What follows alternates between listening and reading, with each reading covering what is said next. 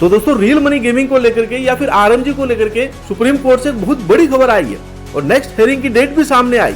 दोस्तों एक next hearing कब होने वाली है वही मैं आपको बताने वाला हूँ इस वीडियो में, और क्या वहां पर डिसीजन हो सकता है, क्योंकि अभी जो दोस्तों पिछला डिसीजन सुप्रीम कोर्ट से आया है वो बिल्कुल आरएमजी के अगेंस्ट आया है, और जहां पर जीएसटी का डिसीजन था या फिर स्टेट वर्सेस सेंट्रल का डिसीजन था। लेकिन अभी ये मेन केस है, क्योंकि दोस्तों वो केस अलग था, वो मेनली जीएसटी पैनल का केस था, और ये जो केस है कि फैंसी या फिर स्किल बेस्ड गेम्स वापस आएंगे या फिर नहीं आएंगे उसका केस है, जिसको लगातार सुप्रीम कोर्ट में डेट पे डेट मिली जा रही है। तो दोस्तों कब है नेक्स्ट डेट और क्या डिसीजन हो सकता है वही डिस्कस करेंगे, तो वीडियो पूरा देखिएगा। वीडियो अच्छा लगे तो लाइक करिएगा, चैनल को जरूर सब्सक्राइब कर लीजिएगा, और आप मेरे टेलीग्राम से अभी तक नहीं जुड़े हैं तो जुड़ जाइएगा, जिसका लिंक मैंने डिस्क्रिप्शन में दिया है, और कमेंट बॉक्स में सबसे ऊपर टेलीग्राम का लिंक पिंड, क्योंकि दोस्तों वहां पर आपको कुछ भी न्यू अपडेट आता है आरएमजी से रिलेटेड सबसे पहले आपको टेलीग्राम पे अपडेट कर दिया जाएगा। तो दोस्तों टेलीग्राम से जरूर जुड़ जाएगा।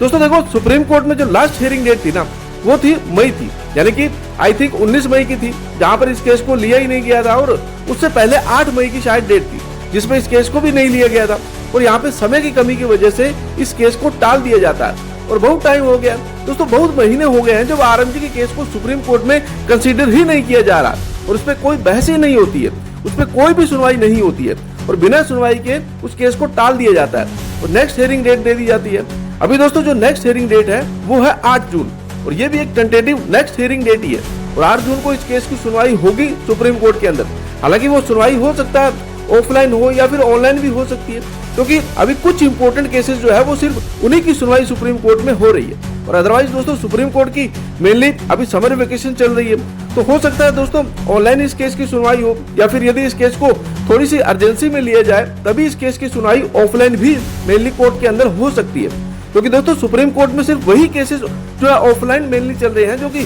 बहुत ही अर्जेंसी केसेस है, और जो अभी जैसे जैसे 8 जून जो पास में आएगी तो ये भी पता चल जाएगा कि 8 जून को इस केस को लिया जाएगा कि इस केस की सुनवाई आगे टाल दी गई है, क्योंकि वेकेशन चल रही है सुप्रीम कोर्ट में, और ये भी पता चल जाएगा कि यदि सुनवाई कोर्ट के अंदर ही इसकी होती है तो कितनी अर्जेंसी इसको मिल रही है। हालांकि दोस्तों अभी जो कंपनीज है, जो मेनली फैंसी कंपनीज है, उनके लिए बहुत बड़ी एक मुसीबत आ चुकी है कि उनका सबसे पहले तो दोस्तों सुप्रीम कोर्ट ने जीएसटी उनके फेवर में नहीं सुनाया, और जो उस केस में दोस्तों एक वर्ड सुप्रीम कोर्ट ने बोला था उसने जो है इन सभी कंपनीज की दोस्तों हालात खराब कर दी है। अब इसके ऊपर एक सवालिया निशान खड़े कर दिए। सुप्रीम कोर्ट ने उस दिन ये बोला था कि चाहे कोई भी जैसे गेम हो, गेम ऑफ स्किल्स है, चाहे फिर गेम ऑफ चांस है, यदि उसमें पैसा इन्वॉल्व है, यदि उसमें पैसों का कुछ भी ट्रांजैक्शन हो रहा है तो वो बैटिंग माना जाएगा, वो गैम्बलिंग माना जाएगा। और दोस्तों ये चीज कंपनी के पक्ष में नहीं आई थी, तो अभी उम्मीद लगाना मुश्किल है कि भाई आरएमजी वापस आएगा,